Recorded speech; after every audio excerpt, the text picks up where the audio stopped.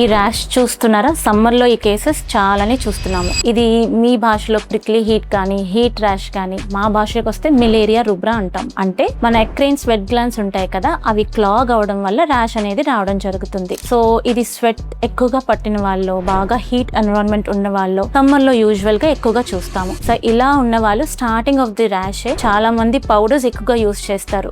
Heat rash powders అని, normal talcum powders కూడా use చేస్తుంటారు. అది యూజ్ చేయడం వల్ల ఇంకొంచెం ఈ డక్ట్స్ అనేవి క్లాగ్ అయ్యి ర్యాష్ ఇంక్రీజ్ అవడం జరుగుతుంది. ఇలాంటి ర్యాష్ వచ్చినప్పుడు ఎర్లీ స్టేజెస్ లోనే కొంత హాట్ హ్యూమిడ్ క్లైమేట్ ని అవాయిడ్ చేయండి. కోల్డ్ వాటర్ బాత్ చేయండి. స్టార్టింగ్ లోనే కొంతవరకు ఐస్ క్యూబ్ అనేది హెల్ప్ చేస్తుంది. లూజ్ క్లోత్స్ అనేది వేసుకోండి. కుదిరినంత ఏసీలో ఉండగలిగితే ఉండడానికి ట్రై చేయండి. ర్యాష్ ఇలా సివియర్ గా ఉండేటప్పుడు మీరు ఒక డర్మటాలజిస్ట్ ని కలిస్తే దానికి సరిపోయిన సిస్టమిక్ టాబ్లెట్స్ కానీ టాపికల్ క్రీమ్స్ కానీ ప్రిస్క్రైబ్ చేయడం జరుగుతుంది.